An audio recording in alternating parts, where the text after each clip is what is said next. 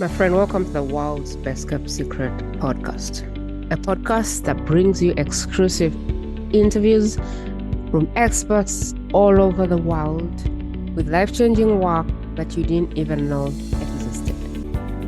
I'm your host, Prima Jobs, a partner for those that are ready to take their life-changing work in front of those whose life or business depends on it. Please follow or subscribe for more.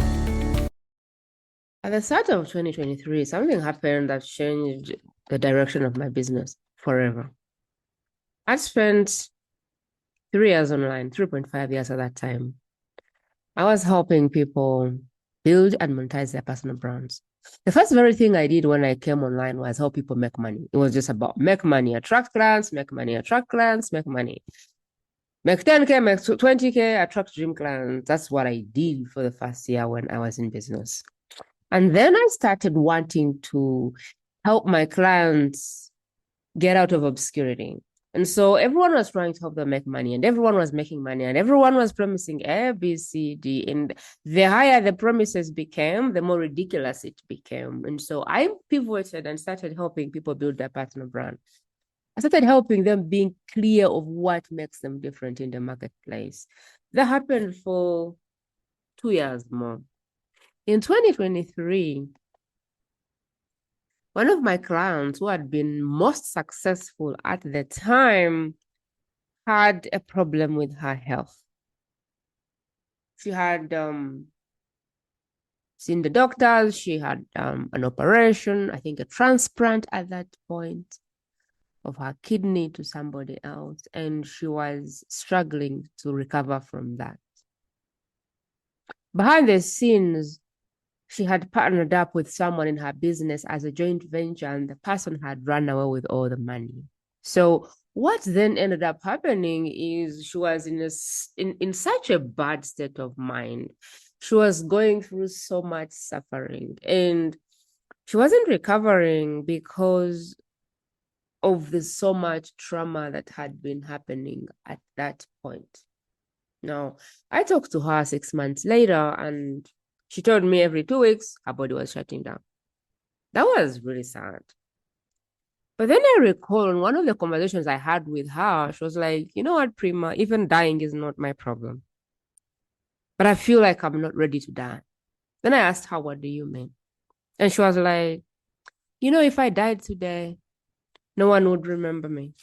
And yet, I have worked with so many people. I have made so much money. And I feel like if I died today, I would be forgotten within a week.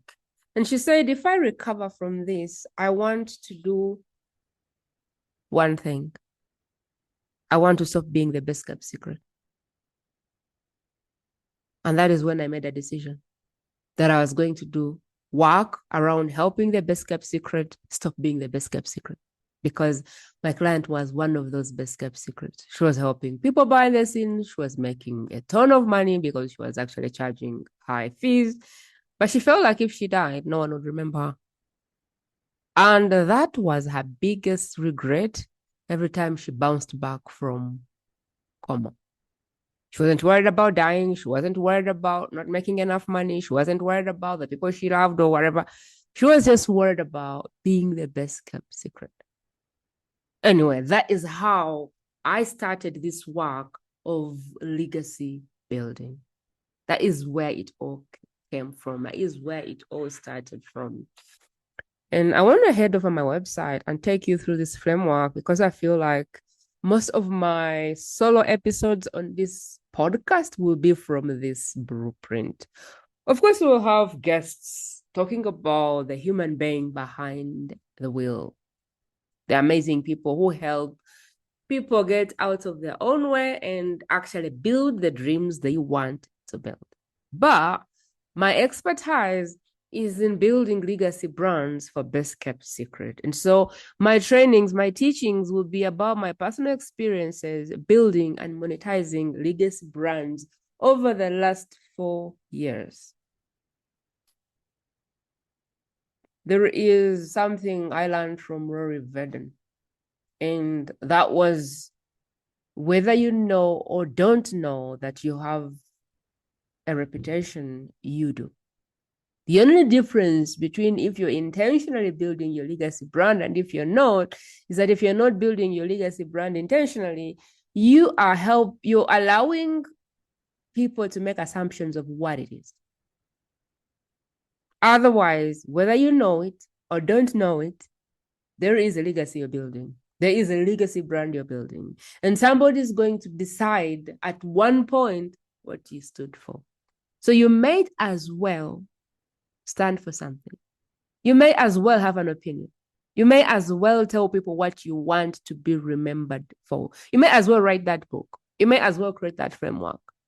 You may as well turn your life work, your soul work, into a legacy where you are so clear that no one can misunderstand you. And that is the work I love doing. There is 4 pillars to this model.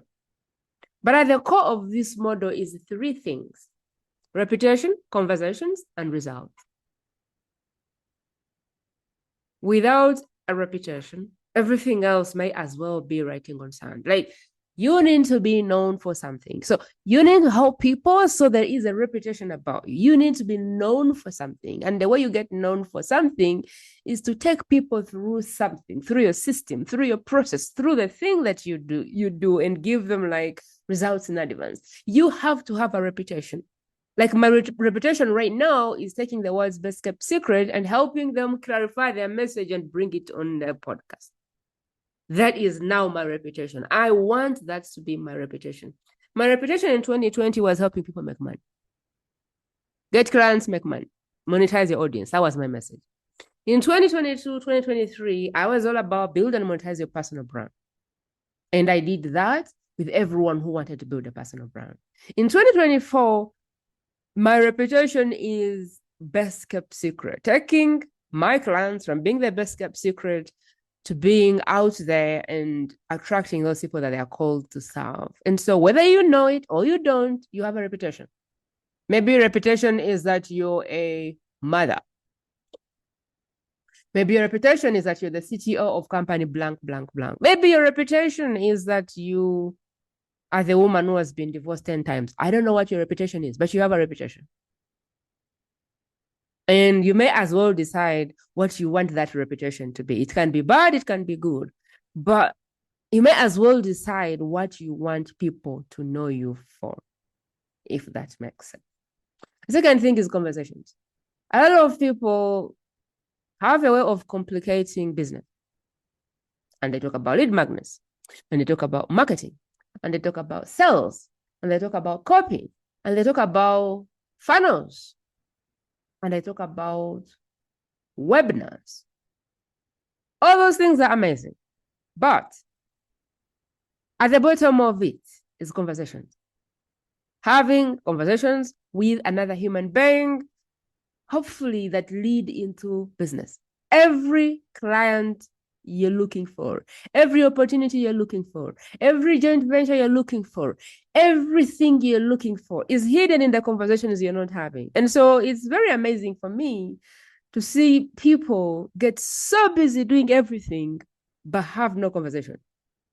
It just blows my mind. How many people are so busy doing everything on this planet to market their message, to get clients, but they're not having a conversation with a person? It just blows my mind.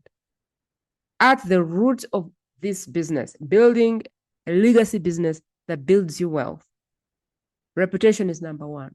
What are you known for, or what do you want to be known for? That has to be something that is clear. Number 2 is conversations.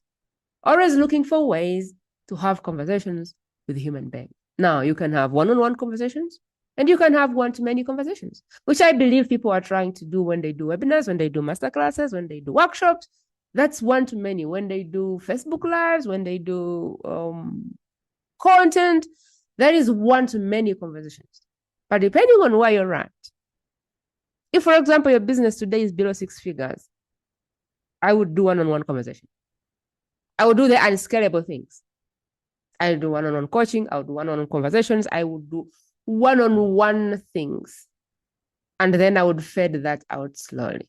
I'm not saying build a business that is not scalable, but if you're charging premium fees, high fees, I think simplifying what you do to a personal touch, a one-on-one is actually a very good thing right now in a market where everyone is AI in their head. Anyway, those are the three things that I believe are very important. And then number 3 is results. It's crazy how many people are always looking for new clients, new clients, new clients, new clients. But they don't do anything with these new clients. They don't sell them the next thing. They don't get them results. They don't get referrals from them. Yet they're always looking for new clients and new clients and new clients. Looking for new clients is just one of the ways to monetize your legacy. But really, I find that the majority of the game is with the people you have. You have one client.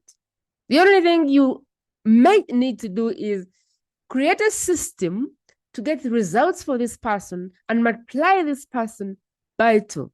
Rinse and repeat.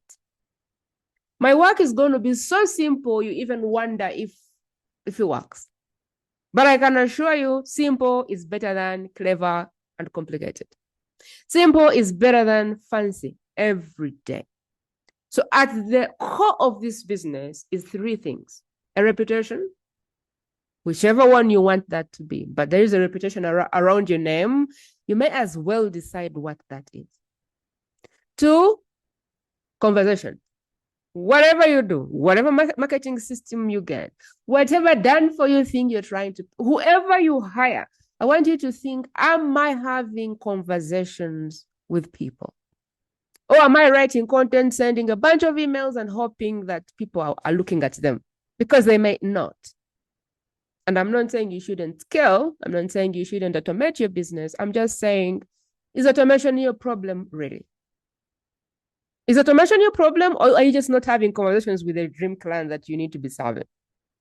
If you're going on social media every day and you're posting content and you are busy automating, I don't know what you're automating, and you're busy, right, doing the next masterclass and the next workshop and the next webinar, all those things are amazing. But if you look in your business and you're not having conversations with people, then I think you're solving the wrong problem. And at one point, scaling will be the problem you need to solve, which means you need to get out of the one-on-one conversations into the one-to-many conversations. But a lot of people, they begin solving a problem they don't have. They begin having one-to-many conversations before they have one-to-one conversations. I hope this makes sense. A lot of people are solving the wrong problem. And third is result. It does not matter how many people enter your pipeline. If you can't give people results, if you can't transform someone's life, your business will always struggle. Not because there are no new clients in this world, not because the methods don't work, but because whoever you have in front of you, you're not changing their life and turning them into 2.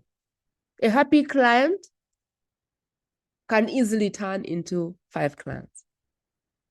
But an unhappy client, a client who's unhappy, a client who didn't get results, a client who feels really, really bad about the experience they had with you, this client has more vigor to go and tell 100 more people. A happy client will tell 5. A person who is unhappy, they will tell 500. That's the math. So you're either having positive word of mouth or you're having a negative word of mouth, and it is all up to you. Those are 3 at the core of building a legacy business and building wealth. But at the core, that is what we look at.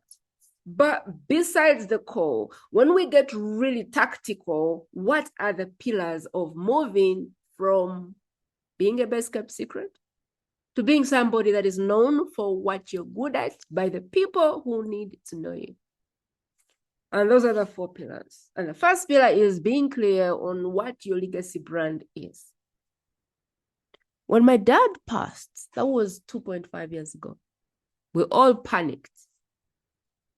We all panicked because we didn't know what to put in the book, that book of where they put the service and everything. We all panicked because we didn't know a lot about dad. We didn't know what was the name of his grandfather. We didn't know like a lot of things about dad, which would have helped us with this process. Mom was so, she was in such pain that we didn't want to add more pain by going to ask her. because my mom is the last person who expected dad to die. She actually expected to go first. And so she was in so much pain. My mom has been like a mental patient. She's been on drugs forever. She has a lot of complications. She's at that point she had been in and out of hospitals, and we were just so worried if she could cope with, dad passing. And so we wouldn't want to ask mom in that moment. But mom is the person who had all of the information. And so we started opening everything dad had written, everything. And then we landed on one book. And dad had written the whole book for himself. He had written the thing that needs to be read when he dies. The problem is he hadn't given it to anyone. So my dad had written everything. I was born by this person, who was born by this person, who was born by this person. This is our tribe. This is our clan. This is how things. My dad had written his entire thing of what we needed to know to give the church people, to give the people who are going to do the celebration. And just like that, we had the right things. What would have been the opposite? The opposite would have been Dan didn't have anything he left behind. And so we as children made up things and said that on his day, on his last day on earth, which would have been something, it just wouldn't have been what he would have wanted. But if dad hadn't written what he would have wanted said when he died, we would have said anything as children who were trying to celebrate their father, and in our hearts would have tried our best, but dad wouldn't have wanted that. But then he had created something for himself. I don't know how, but he had created something where he had put all information we probably could ever want. And that is what I call a legacy brand. That is what I call a legacy. So when people to bury dad, when the priest began to pray, when everybody started talking, they had a book from where to understand the things about dad that he cared about. So now those videotapes, everything stays, and I should probably have a website where I upload these things so that when people come to learn about dad, when my grandkids get born, they know who my dad was and they know who the dad was. So I would want my kids and my great grandkids I would want them to know my lineage. And so I may as well create a website and put these things there. Because if I don't, one day I'll die and Matt will be like, okay, so how do I start? What would Prima have wanted?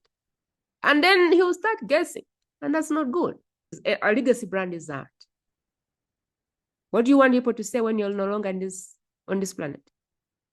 After the years and years of serving people, of being an amazing human being, of changing lives, what is it that you want people to remember you for? A legacy brand is us writing that book, writing your movie. So that one day when you're not more, we are not guessing. The world is not guessing. The next generation is not guessing about your abilities, about your soul work, about what you wanted to be known for. And that is why I am very passionate about building a legacy brand, especially if you're already doing your purpose work, if you're already doing your legacy work. There is no reason why you should do it in obscurity. A legacy brand is what is going to separate you from the different other experts who seem to do the same thing. There's a few parts to building a legacy brand. And the first thing is, what qualifies you to speak about this topic? What gives you the credibility or the permission to speak about this topic? What qualifies Prima to speak about legacy brands? Because I've done it for 4 years and I've built over 100 legacy brands, and these brands are being monetized today as I speak. What qualifies you to speak about this topic you speak about? It needs to be so clear that people cannot misunderstand you. Is it something you've done for 10 years? Is it your personal story? Is it you went for certification X and satisfaction Y? There is people looking for different reasons why they should buy from you, but you have to be clear what makes you credible. For me, it's a school of hard knocks. I have done that thing for years and years and years. And I have helped people in hundreds build and monetize their legacy brand. I have moved from like Uganda, a country with barely any internet, any power, anything, and somehow broken through a global market and made multiple six figures doing this. And so that is what qualifies me to talk about legacy branding. What qualifies you to speak about the topic that you speak about? I know you're qualified. Maybe it's your story, maybe it's your life. But until you tell people, they don't know. They think you're just the next expert, pausing from a book, from a YouTube channel. It needs to be so clear why you're credible. What gives you the permission to speak about the thing that you're speaking about? 2, who is the person whose life you can change the most? There's so many people I can help. I can help anyone with a good product sell and make money. I can help coaches attract dream clients. I can help coaches make 100 grand in a year or so. There's so many things I can do. But who is the person whose work I can help the most? It is not the person who's trying to make money. It is not the person who's trying to attract dream clients. My work can help the most the person who's doing their legacy work and feels like the best kept secret, feels like they're obscure, feels like they're unknown, feels like they need to be discovered. This is the person who my work can help the most. But it doesn't mean it doesn't help other people. It does, but I choose to give it to the person who it can help the most. And this is the person who has life-changing work. They're doing their legacy work. They're doing their purpose work. They're doing the work that God has put them on this planet to do. And they need someone to help them simplify the message, package the message so that it is received by the person who needs it, which is the legacy branding work that I do. 3, you need to be sure what the problem is that people have that you're trying to solve. It's amazing how many people I ask the problem, the question, what problem do you solve? And they spend 30 minutes explaining the problem they solve. The problem you solve is one word. I learned that from Rory Vedder. Like the problem you solve is not a sentence, it's not a paragraph, it's not a book. It's one word.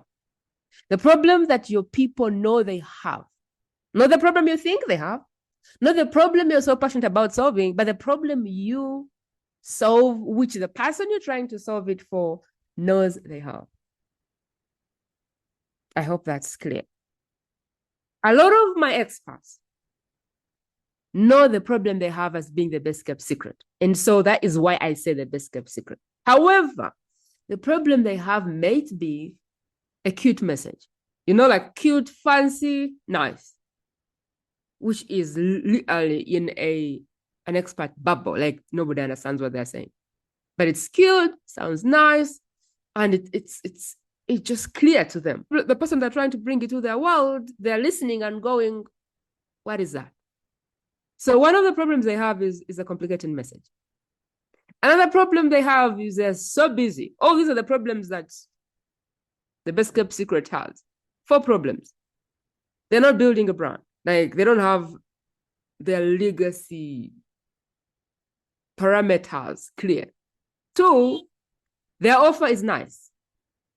It's not an offer that people want and need right now. It's not a high value offer that people need right now and must get it right now. It's just a nice offer. It just sounds nice. Nobody's buying nice. People are buying things they need right now, which they want in their life right now to solve the problems they have right now. And so some people have offers that look nice, but nobody really is dying to buy them.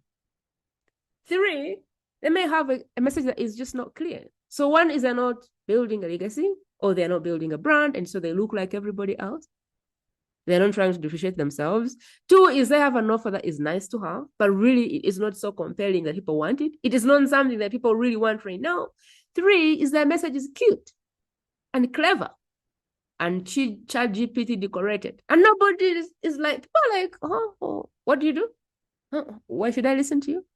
A lot of people are stuck in an expert bubble. I think Russell calls it the techno bubble. In a bubble where you're just speaking. Like for most of the people I work with now who are like the intangible experts, the transformational type of people, they are stuck in woo marketing.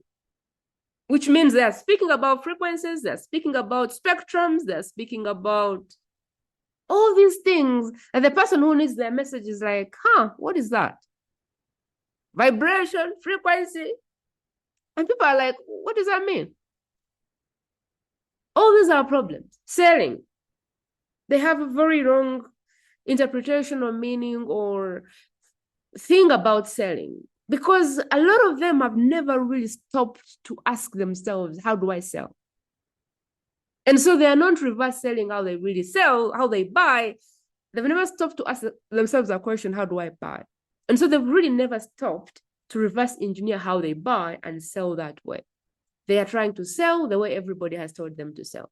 They are trying to market the way everybody else has told them to market. They're trying to do everything the way they've been told to do it, as opposed to doing things based on how they respond to marketing, how they respond to selling, if it makes sense. Reverse engineering your DNA to create your strategy. I hope that makes sense. And so in building your legacy, we get really clear, what problem are we solving? The problem I'm solving is obscurity. And that is why when I speak, I say the best kept secret. The best kept secret is the person who is most obscure in the marketplace, and they are seen as part of the noise. So the problem is obscurity, but my audience don't know that their problem is obscurity. They think their problem is they're just the best kept secret. And so what do your audience know that is their problem? Because that is what they're going to respond to. The third thing is the how. Your competition is not the next expert who is doing healing work that you're doing. Your competition is the other modalities that exist to solve the same problem. So for example, if you're an anxiety expert, your competition is not that Tony Robbins helps people with anxiety. Your competition is not that Mary Robbins does the same thing. I don't know if she does that. Your competition is not the many experts in the market. Your competition is the many modalities there is in the market. So if, for example, my problem is I'm trying to lose weight to fit in my gown and my wedding is 30 days later, and today I am looking for someone to help me shed 50 pounds, wherever the pounds are. My competition, or your competition who is in the weight loss, is known who else has better marketing in the weight loss industry. Your competition really is how many other ways can I lose my weight and fit in my gown. I could go on a diet, but do I really want to go on a diet? I could start doing gym, but do I really want to do gym in 30 days of my wedding if I've never done gym? I could do intermittent fasting. I could do jogging every day. I could take pills. There's so many ways I could lose weight, or I could go for liposuction. And so your problem is not really who else is doing this work. Your problem is how many other answers I have for solving my problem. You can solve anxiety by breath work. You can solve anxiety by another method and another method and another method, meditation and all of those things. So what is the unique way you solve the problem? What is your how? Why you? Like, what is your methodology? A lot of people are not clear with this. A lot of people may be clear, but they are not saying that. And the audience only know one thing. The problem I have is I'm overweight. That's the only thing I know. The thing I want is I want to lose this weight and I want to lose it in 30 days. And so the only consideration in my head is which of these things do I feel like I can do to get my results in the time that I want? And so your job really is to be so clear on the problem you solve and how you solve it that you cannot be misunderstood. Does that make sense? So those are the things that we talk about when we get to legacy branding. What gives you permission to speak about the topic that you're speaking about? Who is the person who your work can be so instrumental? Who can your work benefit the most? If my house is on fire, making money online is not going to be something in my brain. And so it doesn't matter if you're helping me make 1 million for $1, that thing is not going to come to my brain. The only thing in my brain is that my house is on fire and I need somebody to help me put out the fire. And so the who is like, what is the person? Who is the person that needs your services as badly as they need to breathe? Just get in front of that person and begin talking to that person. What problem do they know they have? How do you solve that problem? What is the advantage you have over everybody else? Some people have unique advantages and they never talk about them. We're uniquely positioned to solve this problem. I'm uniquely positioned to create our legacy brands because I've done it in a country with no power, no internet. Nobody knew about this thing. Like, still nobody knows. In my country, nobody knows what I do, how I do it, why I do it. Nobody knows what this is. Nobody knows coaching, consulting. Everyone is like, what does that mean? Legacy brands, what does that mean? Coaching, consulting, what does that mean? I've done it in Uganda, a country with barely anything. What is my unique advantage? My unique advantage is when I work with a client, I give it my best. I give them everything I have. A lot of people, they work with a client and even giving them answers is tough. When I work with my clients, I make sure I give them my best. When I do an interview with someone, I am dedicated to excellency. And so I will give them everything I can. I'll do a pre-call. I will do a follow-up call if I can. I will run their work before I interview them. After we've done the interview, I will do all of the editing I need to make my expert come out the best way they can. I've been on podcasts where we had like things to cut out, power surges, I don't know, maybe internet jumped on and off, and people produced that thing, and I had like, I saw like things which were obviously cut, like, internet jumps out thrice and it's in the recording. And I'm like, okay, what's my unique advantage? My unfair advantage is that I don't do that. I take the time to really invest in my speaker. And so people may want to speak with me and not with another person because of that.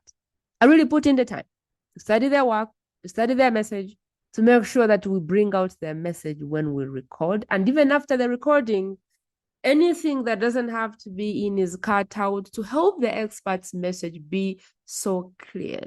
What is my unfair advantage? I want you to start thinking, what is your unfair advantage? What is my unfair advantage?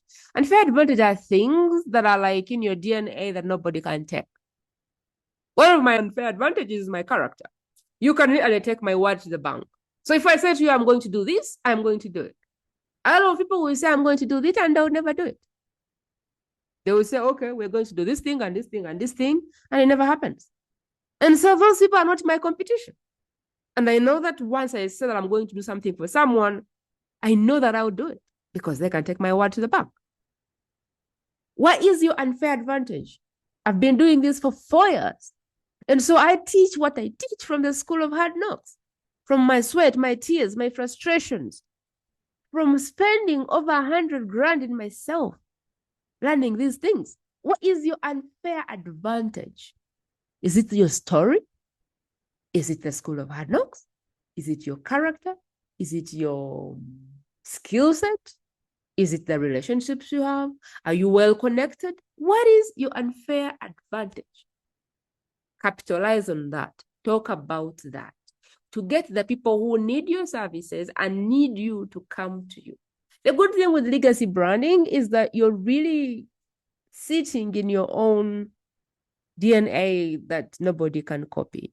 Your personal stories, your personal results, your personal experiences, all of this makes your legacy work uncopyable because nobody else has lived your life. Nobody else has gone through the things you've gone through. So nobody can build your legacy because nobody is you. And having a legacy brand is really what separates you from the noise in the marketplace. To become a guest on the World's Best Kept Secret podcast, simply go to primajob.com and select Become a Guest.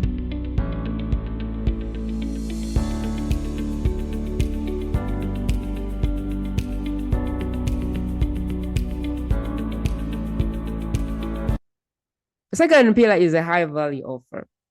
You need to have an offer that people need and need right now. Not a good offer, not an offer that just looks good and is a nice to have, but an offer that people need. A pregnant woman with a baby popping out in the middle of the road, in the middle of nowhere. The offer they need is an offer of a midwife, someone who can help them birth their baby, an offer of an ambulance, anything to save the baby.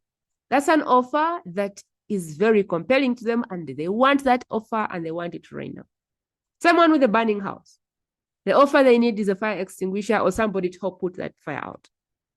When you're creating your offer, think about it like that.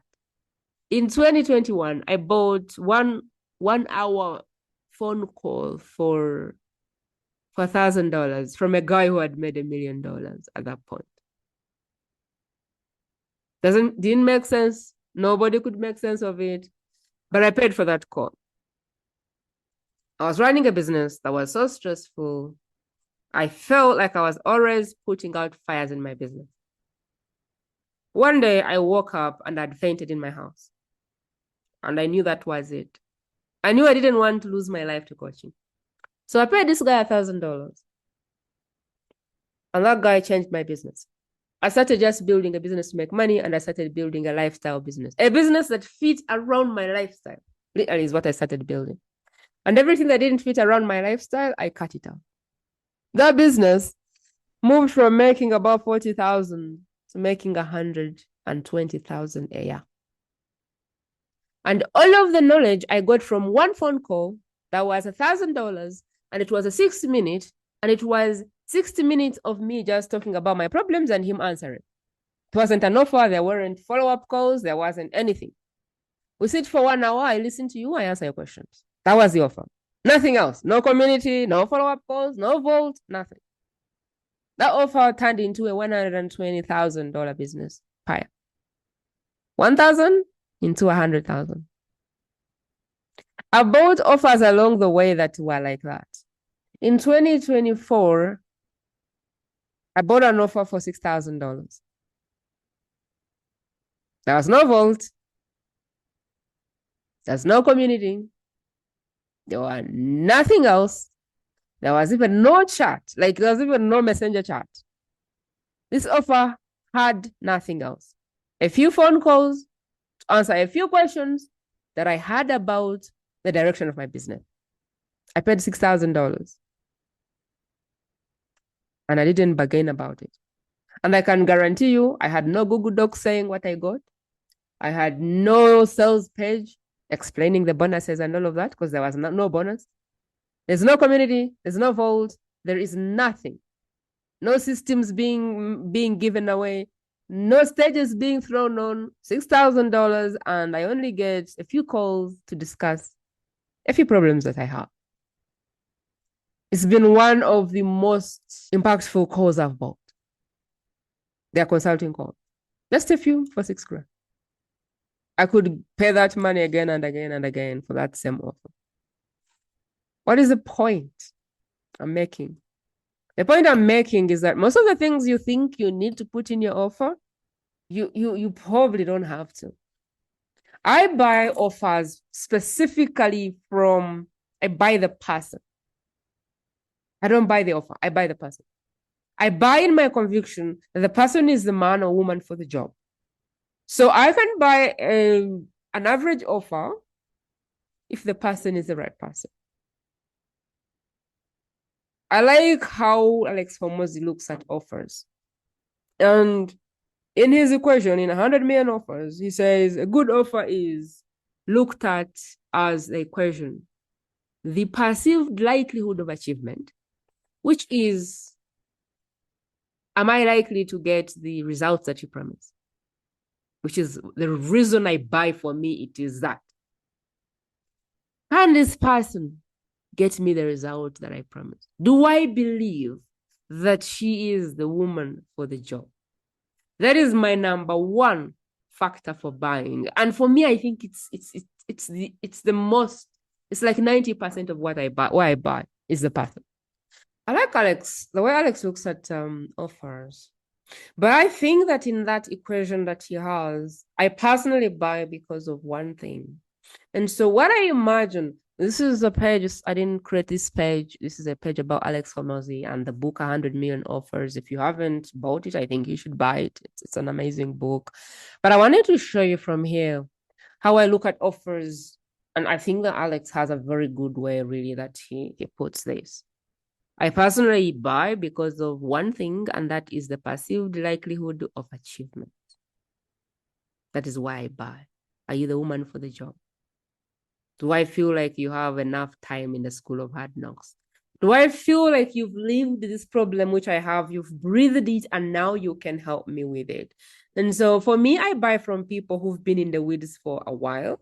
I buy from people who've done it over and over again. I don't tend to buy from new blood. I don't know, it's just me, because maybe I'm from the school of hard knocks myself, and I am like old school naturally. So I buy from people who've lived the lesson. And this is why I struggle in big group programs where they do like train coaches to take you through the curriculum. I suffer with these programs because I study from the school of hard knocks. And so if the coach hasn't done what they're taking me through, then I get a problem. So I like to pay for consulting or one-on-one where I can have access to the creator, the guy with the scars, the guy with the wounds, the guy that has been through the school of hard knocks. For me, that is what I buy, what I learn from, because my biggest percentage when I buy is coming from the perceived likelihood of achievement. I believe that the person who's done it, who's gone through it, who's lived it, can answer my questions on the fly, picking from their scars. So for me, when I buy an offer, I'm very biased about how long has this person been doing this? Like, do they have enough scars, or are they, I don't know. It's just me. Like, for me, I feel like that's who I learned from. But I think there's amazing people who might be in their first year of doing the thing. I don't think there's anything wrong with them. But for me personally, because I think I'm old school and I've been around the block for some time, that is who I buy from. But the equation, as Alex put it, is really this: the perceived likelihood of achievement times the dream outcome. Those things need to be high for people to buy. What is the goal here? What is the goal? I paid $1,000 and I made 100,000. So that was a very high value offer. It looked like it was a risky offer, but I trust myself to do the job. And I trust that the guy has enough scars to see what I don't see. And so that's why I bought the call. But the dream outcome was not even big when I bought that call. He didn't promise me anything big. He just promised to answer my question. But the perceived likelihood of achievement was really high because I was trying to make 100 grand and the guy had made $1 million. So he had the scars from the school of hard knocks to teach me from. At the bottom, there's time delay. People don't want to be waiting for solutions to kick in forever. And then effort and sacrifice. You would sell much better offers if people feel like they don't suffer to buy your offers. And so this is the offer equation. And I think everybody has their thing which they are buying from. So for me, it is the perceived likelihood of achievement. For me, it is how much scars does this expert have? How much of their personal life how much of your personal life is engraved in your solution? So for me, people who've done it for long and long and long, those are my people. But I'm also old school. I am also old fashioned. I am also not looking for the latest trend, the latest gimmick. So I am old school and I buy from old school. You may be the latest and greatest, amazing.com person who wants to buy the latest and greatest. And that wouldn't work for you. You may have one of these things. Some people buy done for you systems because the effort and sacrifice is really minimized. Some people buy things because there's no time involved. It's instant. Or, that's why make 10K in one day or 1 week, 10K by Christmas. That's why that sells, because people assume they're going to make whatever they're making in no time. The dream outcome. Usually the higher the dream outcome, the more people will buy. But for me, and nothing matters until you're the person for the job. So if my perceived likelihood is down, I won't buy. Let's talk about the weight loss example. The weight loss example is I want to lose 30 pounds in 30 days because I want to fit in my wedding dress. Okay? So perceived likelihood of achievement is what I would use to buy. What is the likelihood that I will have results with this thing? So my choice would probably be something like intermittent fasting or something vigorous, but which I can maintain after my wedding. Because again, I don't want like to lose weight in 2 seconds and then gain it back. But there is people who know that they don't want to give up their pizza, they don't want to give up their wine, they don't want to give up their everything they are eating. And so if they just want to look good for 1 day or 1 month, they're going to buy the liposuction. Why? The effort is eliminated. The time delay is eliminated. I think in a week you heal and you're fine. The perceived likelihood of achievement is out there, like it's up there because they suck out the fat. So there's no way you wouldn't lose weight. And the dream outcome is the beach body for your honeymoon. And so you would see why if people had money, they would buy the liposuction because it fits very well in that equation of value. When the value you're giving someone is greater than the money they are going to pay you, that becomes a no-brainer offer. For people who are more holistic, and they would probably start doing this weight loss 6 months to their wedding because they want a more sustainable result. Maybe they are going to do cardio, or they are going to do intermittent fasting, or they are going to do a vegetarian diet. Those people don't mind about time delay. They don't mind about effort and sacrifice. But even effort and sacrifice is there because I personally would like to do intermittent fasting, but I don't like being in the gym every day because I don't want the effort and sacrifice. It takes me to go to the gym every day, and I used to do gym like faithfully until I realized I don't want to do this. What I want to do is lifestyle. Eat healthy, walk. So intermittent fasting is for me what appeals to me. But I'm also not looking for like immediate results. I'm happy to wait. I think you get it. Whatever you're buying, one of these things is more important than you. And so as you create your offer, think about what is your angle. There's people who sell time.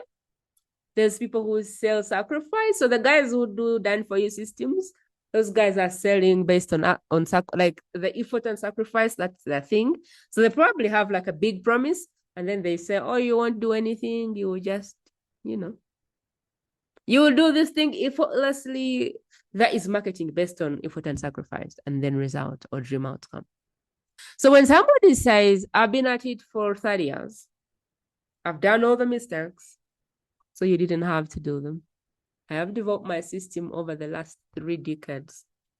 And now you can take it and you can learn from it. And now you can have me for an hour, but you're going to spend 1,000 or 5,000 or 10,000. I don't know.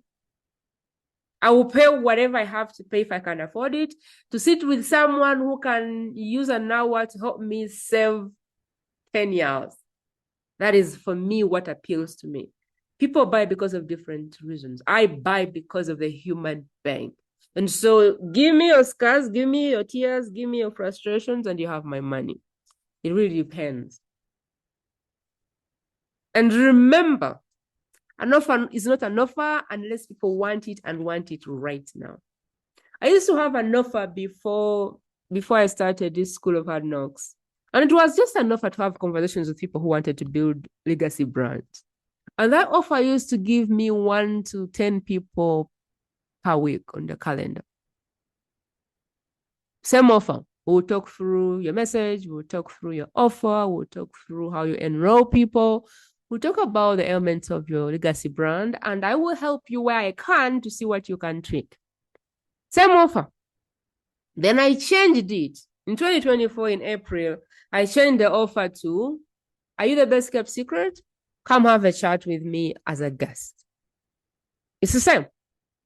They get a platform, they speak on my podcast, As I interview them, I walk through their ailments. And if I think I can help them, I actually help them. I have them look through their brand, their legacy brand. I help them look through it, the clarity of their message. I help them look at how they are dealing with the offer and how they are creating conversations and how those conversations are leading to sales in a pressure-free way. I do the same. It's the same conversation to help people like with results in advance. So the work I do is results in advance. I do it for people, I give them the plan, and I ask them one question. Do you want my help in implementing this plan? Same offer, same thing, same me, same person, same everything. That offer where I said, let's talk about your business, I had between 1 to 10 clients on my calendar every week. I changed the offer and I said, what if in addition to that, I was to give you an offer or a chance to speak on my podcast? And today, my calendar has 140 people coming in per month. What's the difference? Offer. Same person, a different offer. So offer is so important. And offer is simply, what is the market looking for right now? How can you get in conversations right now about things people care about? Because every client we are looking for is hidden in the conversations that we are not having. So if you need more clients, if you need more leads, if you need whatever you're after, better partners, just get into more conversations with people. And in the world of ChatGPT, AI, automation, and all of those things, just go personal. That'll be my advice. From 10 years of being an entrepreneur and going through the tears, the frustrations, and the missteps. Number 3 is the message. The message is simply your lens, the lens in which you see the world. And you can call it marketing, you can call it content, you can call it whatever the thing is for you. But for me, besides the content and the marketing and the campaigns and all of those things people love to do, the webinars and la la la. Besides all of that, my thing is more like, do you have a clear message? Because if you don't have a clear message, it doesn't matter how many emails you send. Doesn't matter how many webinars you do. It doesn't matter how many masterclasses you put up. It doesn't matter how much marketing you do. It doesn't matter if you go live 1,000 times. If you have a message that is not clear, it is not clear. A message that is not clear looks like this. You stand in the middle of China and you start speaking your local language. What do you think is going to happen? A message that is unclear looks like a Chinese coming to your country and they stand, unless you're in China, and they start speaking Chinese. If a Chinese came to my country and started speaking, we would just laugh because we don't know what they're speaking about. And so if you're not careful about your message, it can sound like that. You're in an English-speaking globe and you're speaking Chinese. And I'm just speaking Chinese not because I have anything against Chinese people. I just think it's a language I have no idea what they say when they open their mouth. I have no idea. Spanish, I can maybe guess and say they're saying hello. There are many languages I don't know, but I think Chinese is the most complicated language, in my opinion. Whichever when the person starts speaking, I go, holy cow, what are they saying? What is this person saying? And so a message that is not clear can sound like that. And a lot of people have a way of making their messages cute and clever, not clear. And this is a problem that I solve day in, day out. A lot of people are stuck in the techno bubble.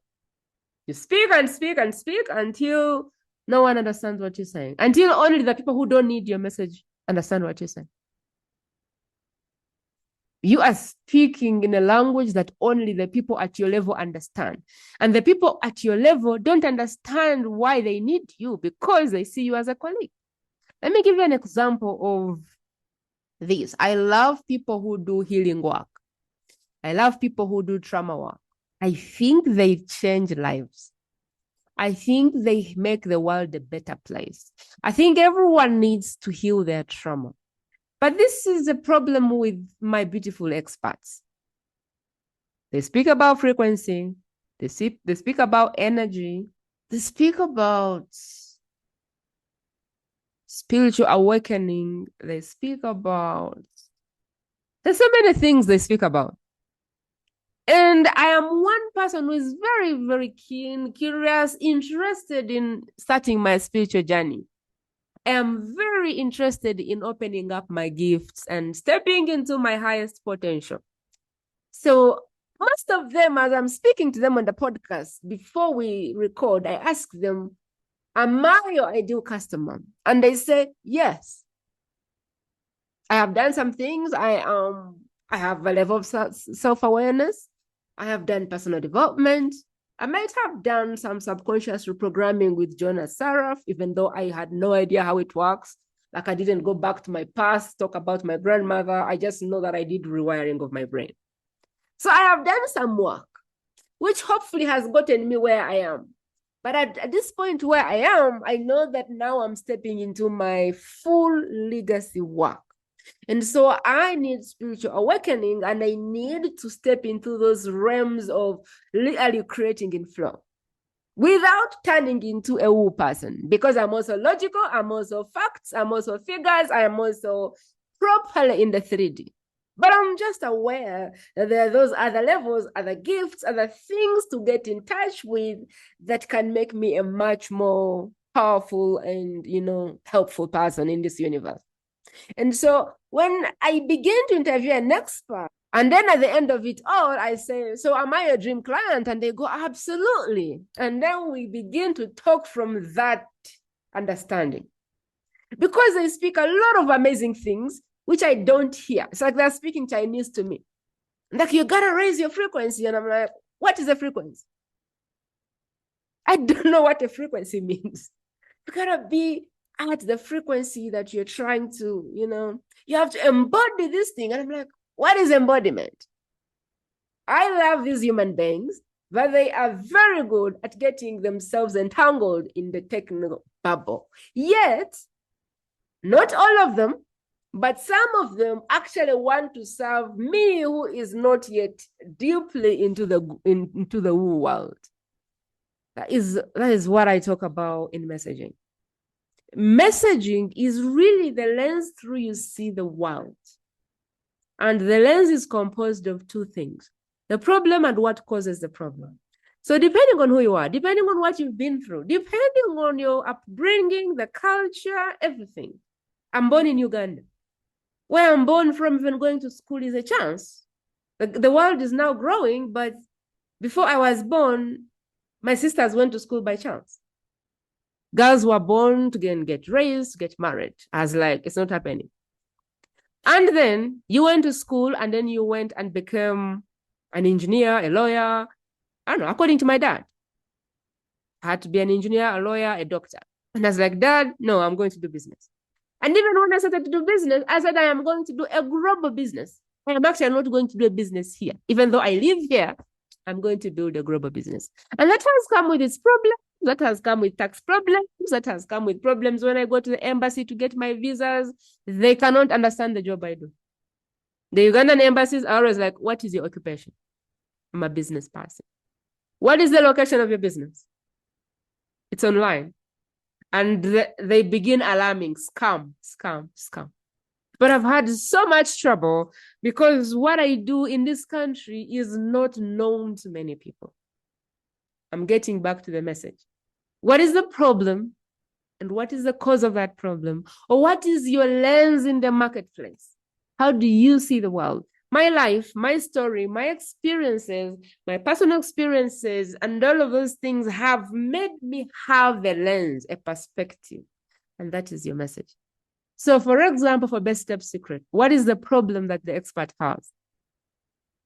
Most experts, their problem is obscurity. They look like everybody else. They sound like everybody else. Everyone thinks they're in the woo world. But even inside the woo world is very serious differentiators of these experts. But the world looks at them and says, oh, woo people. They're not woo people. They're real people with legacies behind them that are changing lives. But what do we see when we look at them? Woo people. They're not woo people. They just haven't really dived in to separate their message from the noise. So what's the problem my people have? Obscurity. What is causing the obscurity? What is causing the obscurity is the expert bubble, is the techno bubble, is the technical bubble, is the woo immersion, where you forget that the person you're speaking to might still be on the mainland, wanting to come where you are, wanting your help to come where you are. And I understand the levels of awareness of a customer. We are not talking about the levels of awareness. We're not looking for people who are not ready to do the work.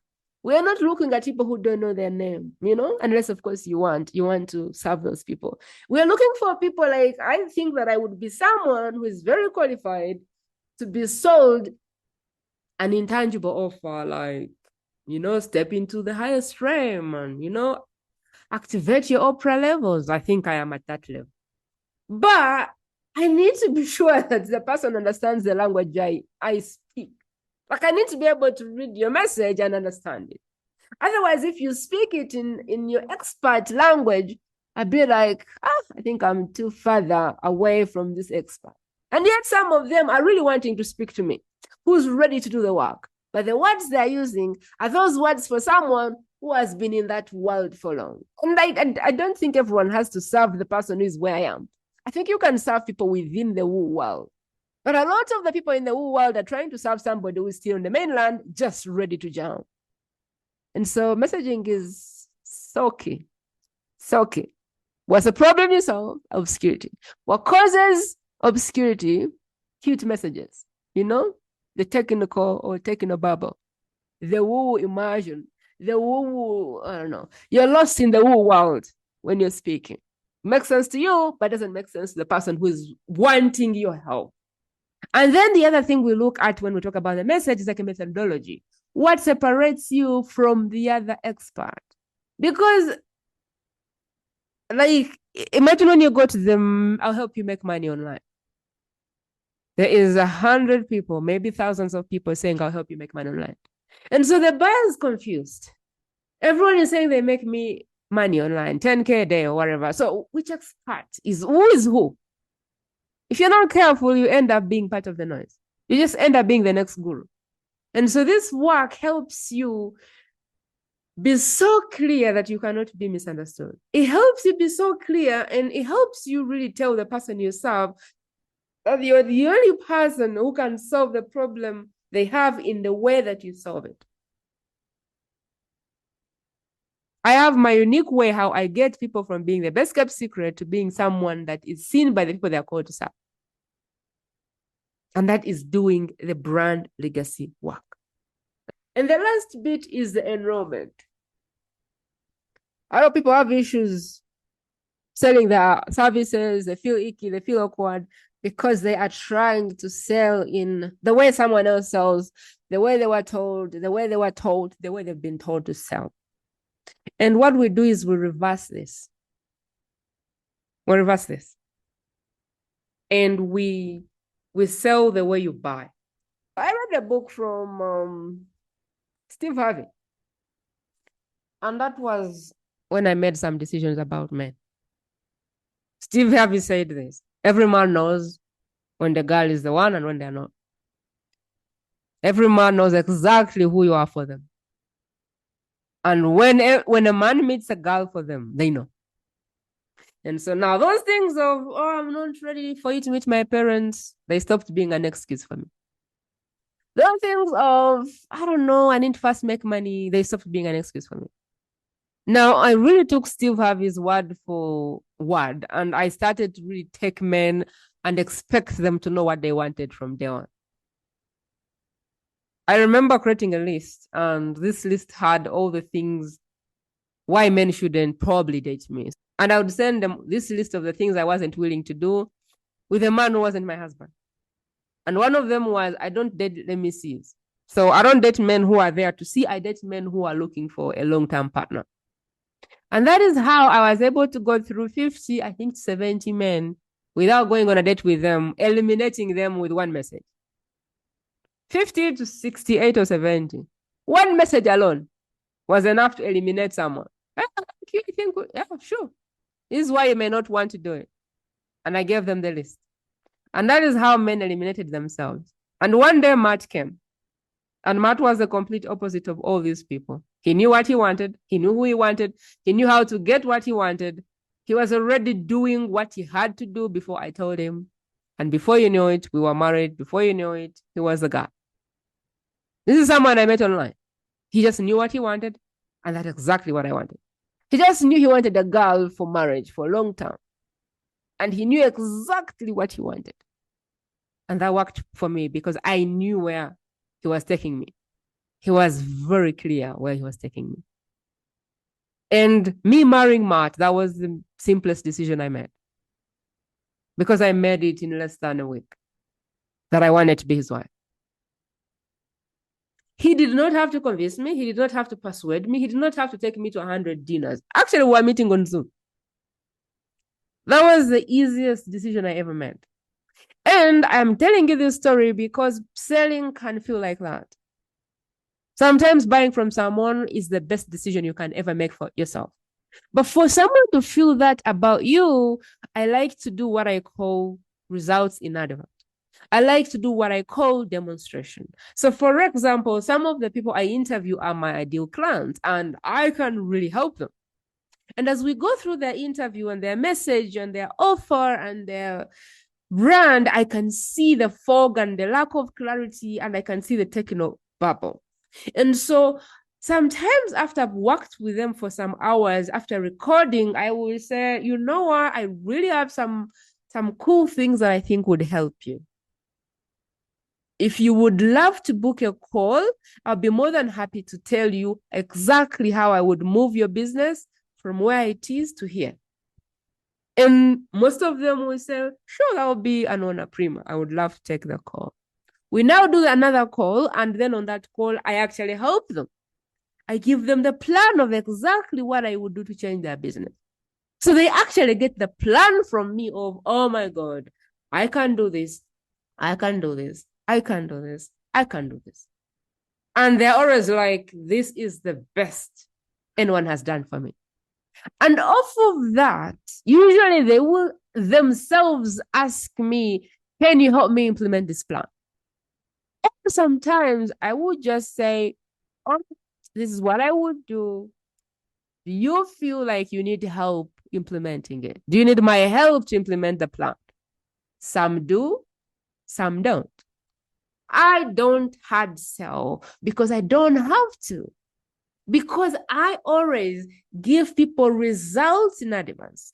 I always give people exactly what to do. And if they need my help, then they can become my private client. And if they don't need my help, amazing. I have still helped them. They go and implement, and I still get to create an impact. I still help them to see their legacy brand in a certain way. I still help them to think about conversations in another way. I still help them clarify their message. I still help them with whatever I think they're missing to take their life-changing message to the world. And maybe you don't like selling because you've never thought about how you buy. Selling for me is reversing how I buy.